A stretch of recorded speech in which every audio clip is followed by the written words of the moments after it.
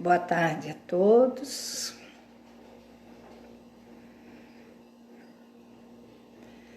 Estamos aguardando só mais um momento para a transmissão dos trabalhos desta tarde.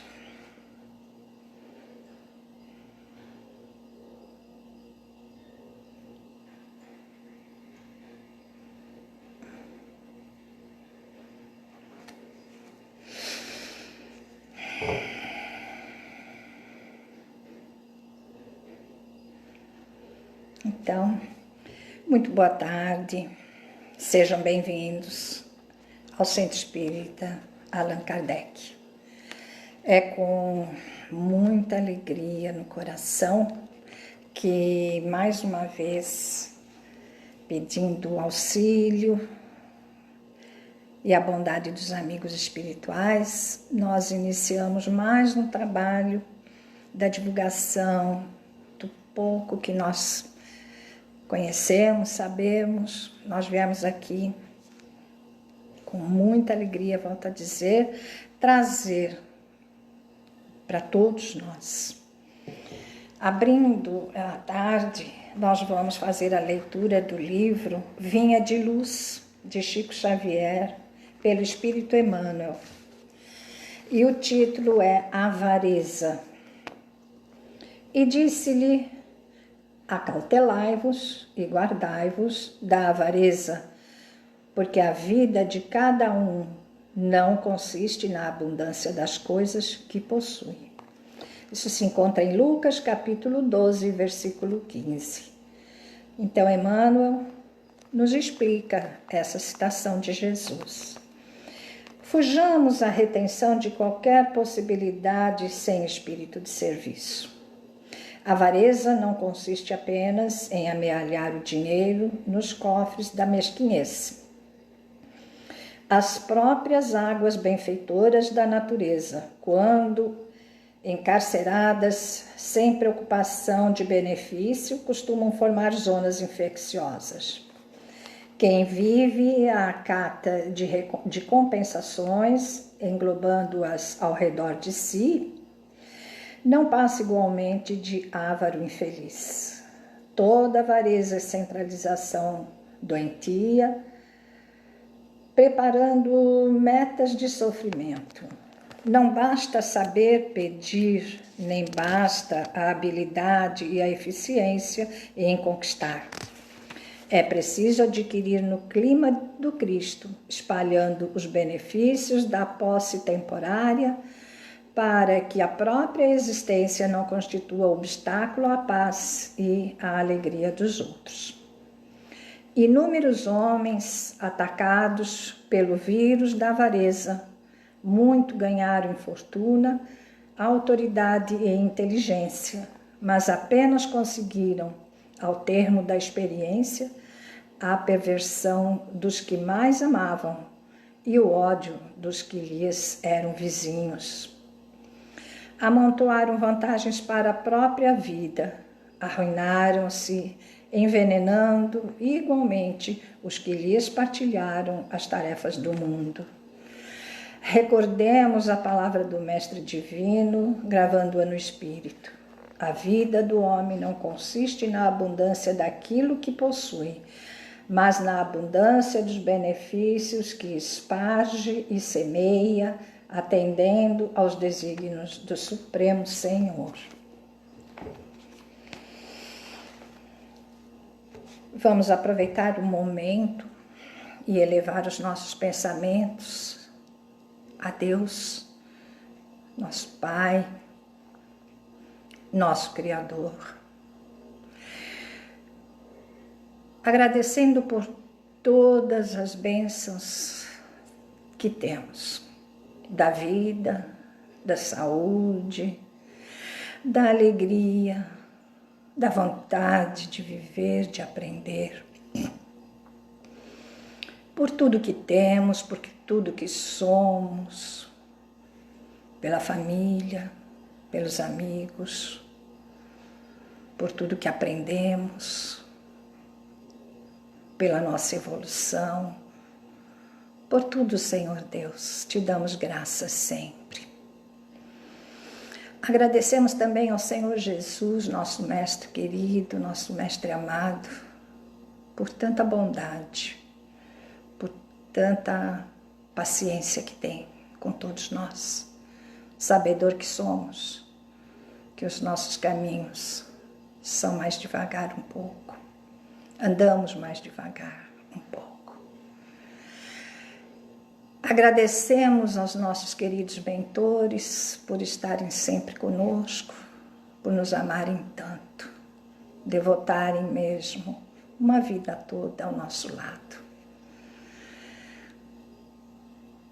E nesse momento pedimos a proteção deles, do Mestre Jesus, para podermos trazer o pouco que sabemos, que aprendemos, dessa doutrina maravilhosa,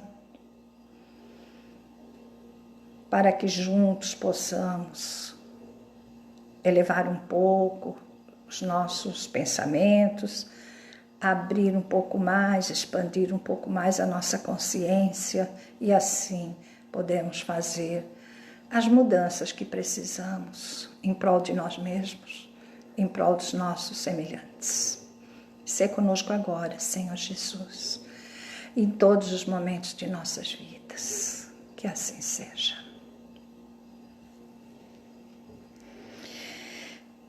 Então, para a tarde de hoje, preparamos uma parte do capítulo 16 do Evangelho segundo o Espiritismo. Não se pode servir a Deus e a Mamon. A parte que preparamos é a das instruções dos Espíritos, a verdadeira propriedade. Porque nesse capítulo nós vamos ver os ensinamentos do Mestre Jesus quanto à nossa relação com Deus. Esse capítulo é um dos capítulos que nos faz voltar para esse entendimento. Uma das leis de Deus, a lei de adoração, nos ensina isso. Como fazemos a nossa relação com o Pai? E dentro do Evangelho segundo o Espiritismo, alguns capítulos se dispõem a isso, a nos ensinar a fazermos a relação com Deus, a verdadeira relação com o Pai. Esse capítulo é um deles. Então, como nós já falamos em relação com Deus, em relação com o nosso Pai, em prestarmos atenção como fazemos isso, é que nós percebemos que todas as parábolas que se encontram dentro desse capítulo nos alertam para isso.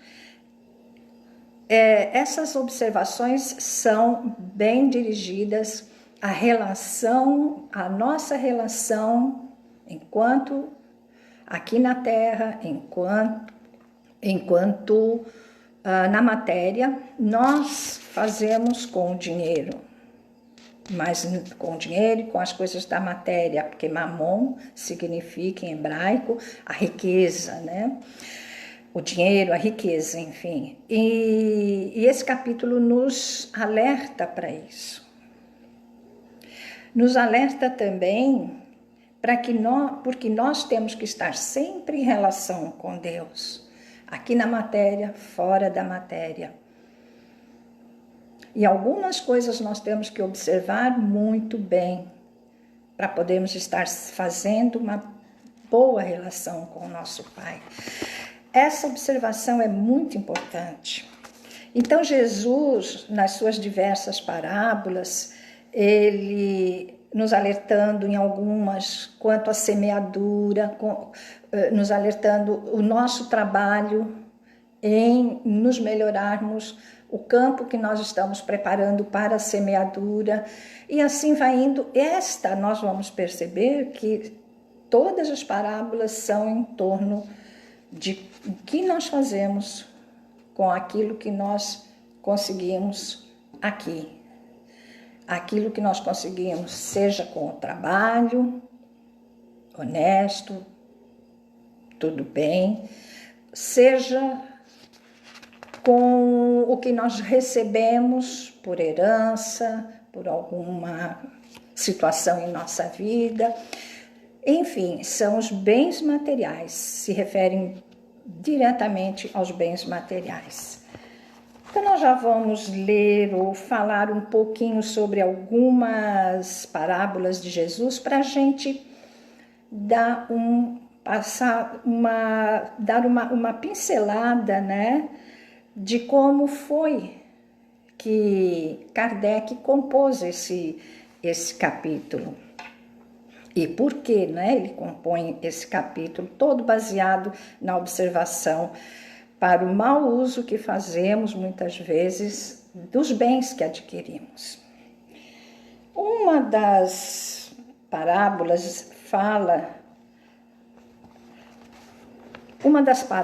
fala sobre o jovem rico, né? Que ele, muito rico, jovem ainda, mas muito rico, ele estava preocupado com a sua vida, ouvindo Jesus nas suas pregações. Ele chega para Jesus e pergunta como ele podia fazer para que ele merecesse a vida eterna.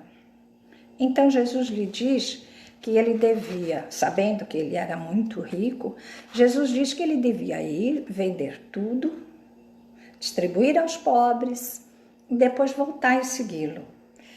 Jesus já sabia o que ia acontecer, por isso que ele propõe dessa forma. E o jovem, ainda na sua imaturidade emocional, ele fica com medo de vender as suas propriedades, de vender o que ele conseguiu e seguir Jesus. Ele não estava preparado, ele ainda não estava preparado, não havia sido despertado. A relação que ele fazia ainda era mais com o mamon, era mais com a riqueza. Outra parábola que Jesus nos conta é a de Zaqueu.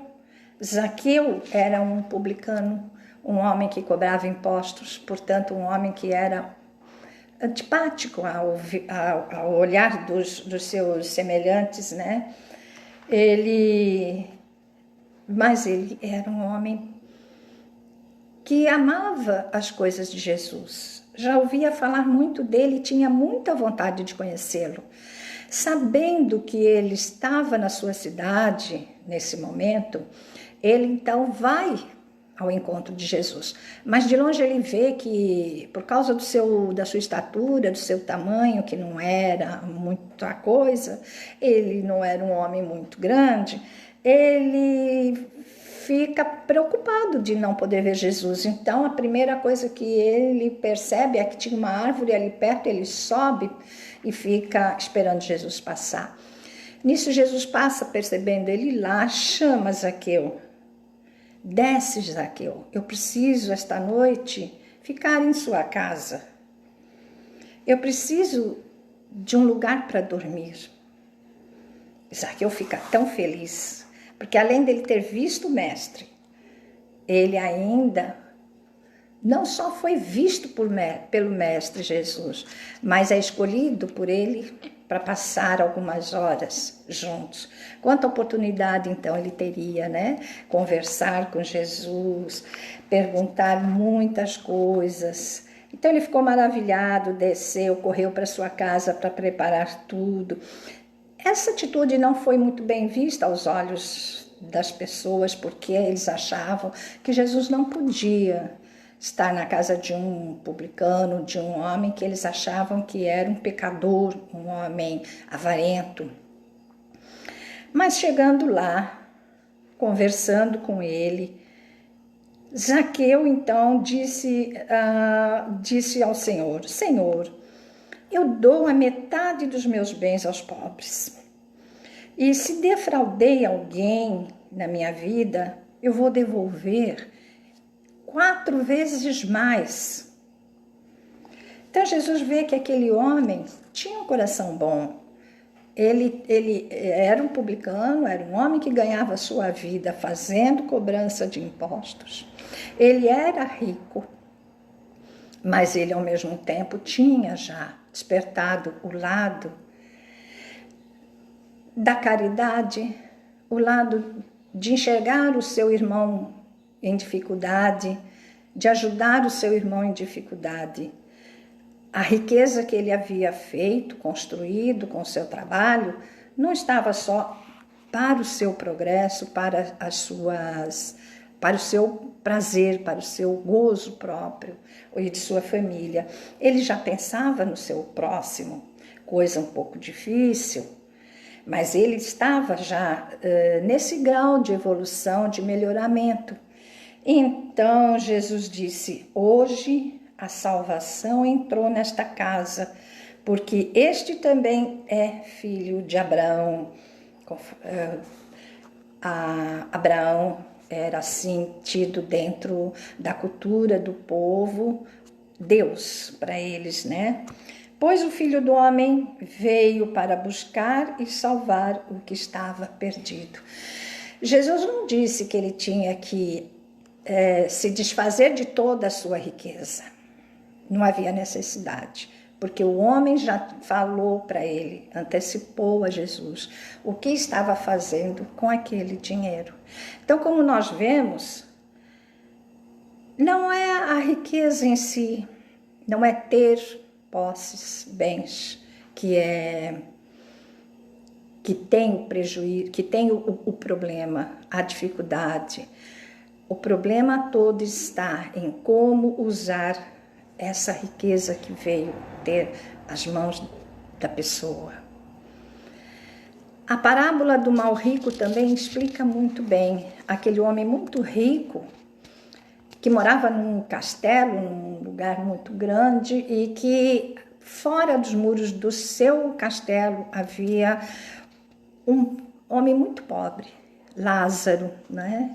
Ficava ali, todos os dias chegava e ficava ali pelo lado de fora do muro, esperando que as migalhas da mesa daquele homem rico caísse um pouquinho nas suas mãos. E assim foi, muitos e muitos anos, até que Lázaro foi-se, acabou o seu tempo aqui, ele desencarna e logo em seguida também o homem rico. Quando o homem rico chega na espiritualidade, ele em lados opostos, claramente, muito separados, inclusive, ele vê que Lázaro estava nos braços de Abraão, de Deus, né? Na cultura dos povos daquele tempo, dos judeus. E ele fica indignado, mas e ele do lado de lá, sofrendo muito, porque ele se encontrava em um lugar muito difícil, onde ele tinha muitas dores, onde ele não tinha nada. Aí ele diz, implorando para que Abraão tivesse compaixão dele e permitisse que Lázaro viesse até ele e lhe molhasse os lábios com um pouco de água, porque ele estava sedento, ele estava sofrendo muito, sem comida, sem nada. E foi quando Abraão diz que lá, esse homem já tinha tido, na sua vivência na terra, tudo o que ele podia para ser feliz. Lázaro ainda não tinha tido. Que Lázaro tinha chegado sem nada, que agora ele tinha. E, ao contrário, esse homem rico, que chegou só com sua riqueza, e que agora ele tinha que pensar bem nisso. A parábola continua um pouquinho mais, mas vamos só passar por cima, porque o importante não é a parábola em si, mas a gente saber como como a riqueza é boa ou não, o porquê, o que fazer, como nós fazemos, como é a nossa relação com essa prova, porque a riqueza não é mais do que uma prova pela qual nós passamos, assim como qualquer outra, a da beleza, ou da pobreza, ou qualquer outra, porque todas elas são provas e nós, para um dia nós estarmos bem, para um dia nós termos aprendido tudo, nós temos que passar por todas essas experiências. Hoje rico, amanhã muito pobre. O que vai fazer com que a gente evolua, melhore, é o que nós fazemos dentro da prova. Se nós sucumbirmos, se nós acharmos que é melhor fazermos a relação da gente apenas com aquela situação em que estamos no momento, porque não somos, nós estamos ricos, ou pobres, ou muito belos, ou muito importantes, com um poder muito grande nas mãos. Enfim, nós não somos nada disso. Nós só estamos naquele momento porque vai servir para o nosso melhoramento.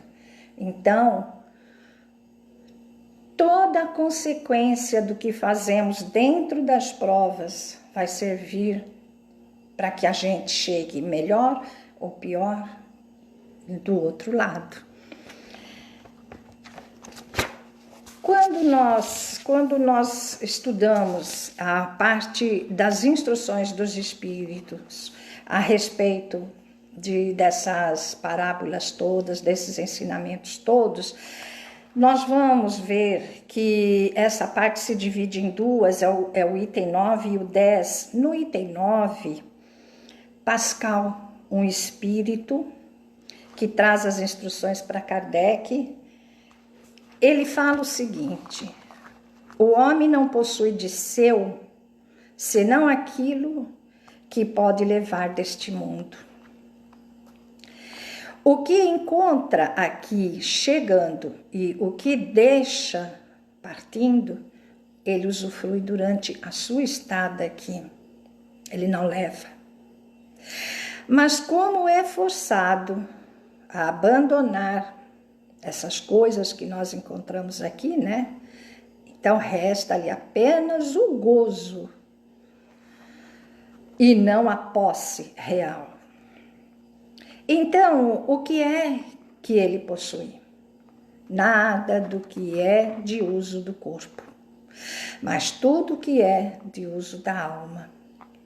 A inteligência, os conhecimentos que adquirimos, as qualidades morais que aos poucos nós vamos desenvolvendo.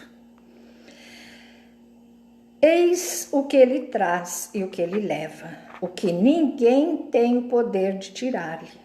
O que muito mais lhe servirá no outro mundo do que neste. Claro. Vê a história de Lázaro e o rico, como chegaram os dois do outro lado. Depende dele ser mais rico em sua partida do que era quando chegou. Claro, nós cada vez que chegamos um pouquinho melhor do que partimos e nós temos que trabalhar para partir um pouco melhor do que chegamos. Porque sua posição futura depende do que tiver adquirido de bom. Quando um homem vai a um país distante, ele enche a sua maleta com objetos que se usam nesse país. Ele não carrega aqueles objetos que lhe seriam inúteis. Fazei, pois, o mesmo com relação à vida futura e abastecei-vos com tudo o que vos poderá ser útil na vida futura. Nós vivemos a vida agora aqui material, então temos necessidade das coisas materiais, mas vamos prestar atenção na importância que nós damos para essas coisas, a relação que fazemos com essas coisas. Ao viajante que chega a uma hospedaria, dá-se um belo alojamento, se ele pode pagar. Já aquele que tem pouco dinheiro, dá-se um alojamento um pouco menos agradável. E aquele que ainda chega na hospedaria sem nada, sem dinheiro nenhum para pagar, aonde ele vai dormir? Ao relento, na palha. Assim é o homem em sua chegada no mundo dos espíritos. Lá, seu lugar está subordinado a justamente aquilo que ele tem. Mas ele lá não paga com ouro. Lá não será perguntado a ele quanto você teve na terra, que posto tu ocupastes na terra. Tu fostes príncipe ou tu fostes um artesão. Mas será perguntado para esse homem, para esse ser, quando chega lá, o que tu trazes? Não lhe será computado o valor de seus bens, nem de seus títulos, mas a soma das suas virtudes. Ora, nessa conta, o artesão muitas vezes pode ter títulos de sobra, mais que o príncipe. Em vão alegará que antes da sua partida pagou a entrada com ouro. Em vão, é bobagem falar isso. Tinha muito dinheiro. Que importância tem dinheiro para onde vamos? Pois lhe será respondido: não se compram lugares aqui, mas ganham-se pelo bem que se fez. Com a moeda terrestre pudeste comprar campos, casas, palácios. Aqui tudo se paga com as qualidades do coração. És rico dessas qualidades? Se fores, seja bem-vindo. E vais ao primeiro lugar, onde todas as felicidades te esperam. És pobre dessas qualidades? Então vais ao último, onde será tratado conforme o que tens. Pascal, Geneve, 1860. A instrução que esse espírito traz a Kardec sobre todos esses ensinamentos, as parábolas que Jesus nos trouxe e que Kardec coloca nesse capítulo. Temos uma outra instrução do espírito M, um espírito protetor, que diz assim a Kardec, se referindo às mesmas coisas: os bens da terra pertencem a Deus. Ele os concede segundo a sua vontade. O homem é apenas o usufrutuário deles. O homem é o administrador mais ou menos íntegro e inteligente. Veja como esse espírito nos coloca essa observação. O homem é apenas o usufrutuário deles. O homem é o administrador mais ou menos íntegro e inteligente. Eles sabem como nós estamos ainda, né? Eles sabem. Tanto esses bens não são nem um pouco propriedade individual do homem, que Deus frequentemente frustra todas as previsões, fazendo escapar a fortuna àquele que acreditava possuí-la por seus melhores títulos. Quantas vezes nós vemos isso, não é, gente? Quantas vezes nós vemos histórias tão tristes que a pessoa estava tão bem, já tinha conseguido seus bens, suas posses, estava bem estruturado e de repente, por uma fatalidade, por uma circunstância, ele perde. Ele vê se destruindo, acabando, e ele corre atrás e ele quer segurar, mas nada ele pode fazer, contra aquilo que já estava até mesmo na sua programação. Não é um castigo. Muitas das vezes nós pedimos coisas ao nosso Pai e Ele não nos contempla. E nós pensamos que fomos castigados ou não fomos ouvidos, mas muitas vezes foi para o nosso bem mesmo. Porque aquilo que nós achamos que é muito bom para nós nesse momento, que vem a ser o melhor para nós, num futuro próximo, seria a nossa destruição. Poderíamos sucumbir. Depois de tantos esforços feitos, nos deixaríamos levar, ainda não tão edificado que se encontra a nossa base. Então Deus sabe que é melhor para nós. Direis talvez que isso é compreensível quando se trata da fortuna hereditária, mas que isso não ocorre com aquela fortuna que adquirimos através do trabalho. Sem dúvida alguma, se existe uma fortuna legítima, é aquela adquirida honestamente. O espírito, esse espírito protetor nos colocando essa observação. Pois uma propriedade só é legitimamente adquirida quando para possuí-la não se faz mal a ninguém. Será pedido conta do dinheiro adquirido em prejuízo do outro, com certeza. Tudo aquilo que nós adquirimos através do choro e da lamentação do nosso irmão, nos será pedido conta. Mas mesmo o homem que deve sua fortuna a si mesmo, o que ganha a mais com isso ao morrer? Não é? O espírito protetor colocando essa observação muito bem feita aqui. Nós achamos que a fortuna que fazemos com o nosso trabalho, nosso esforço, com toda a dignidade, ela vai nos servir para depois. Os cuidados que toma para transmiti-la aos seus descendentes não são muitas vezes supérfluos.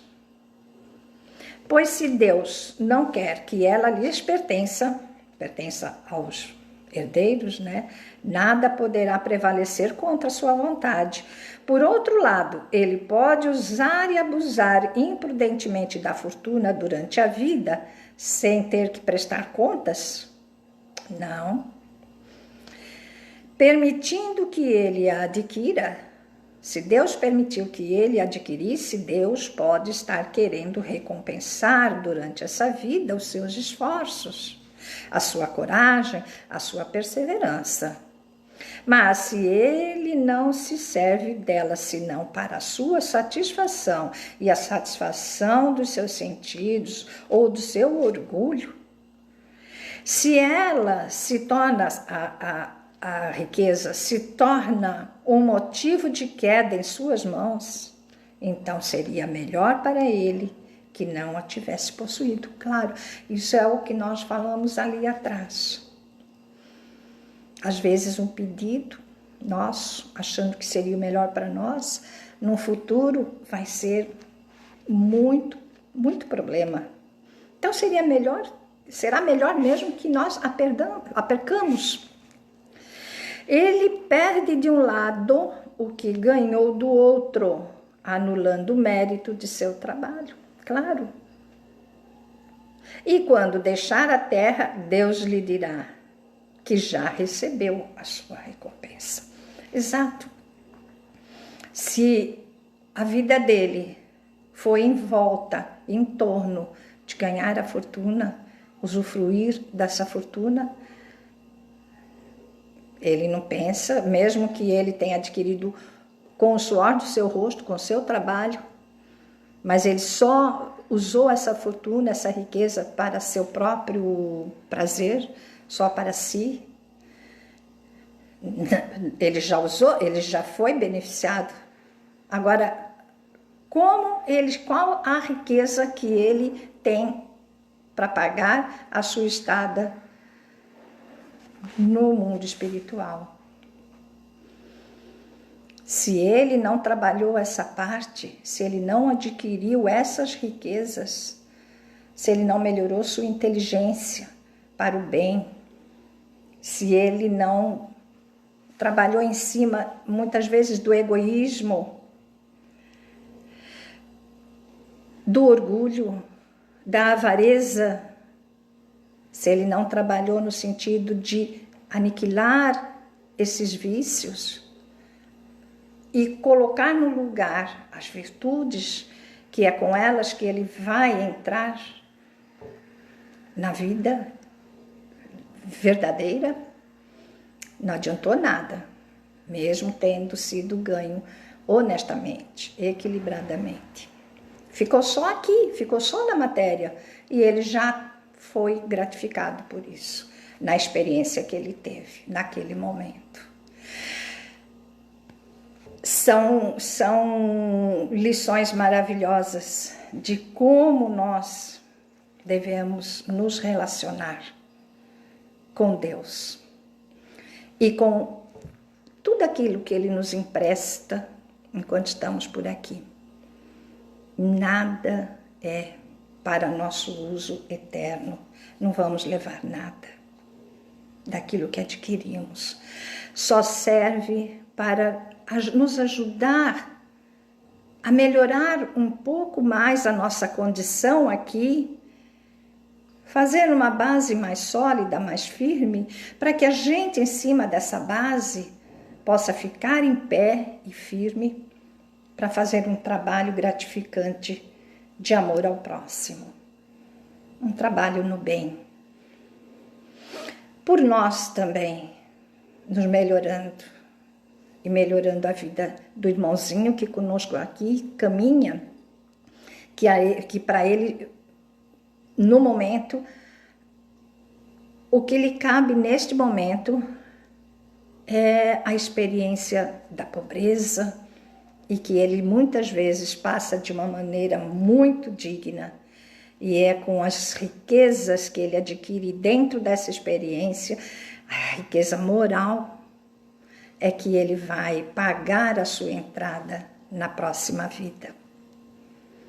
Então era isso que nós queríamos colocar para a tarde de hoje, sempre lembrando que os nossos relacionamentos, sejam eles com os nossos irmãos, conosco mesmos, com Deus, parte sempre do mesmo princípio. Amor, amor, amor, como Jesus nos ensinou. Muito obrigada, irmãos.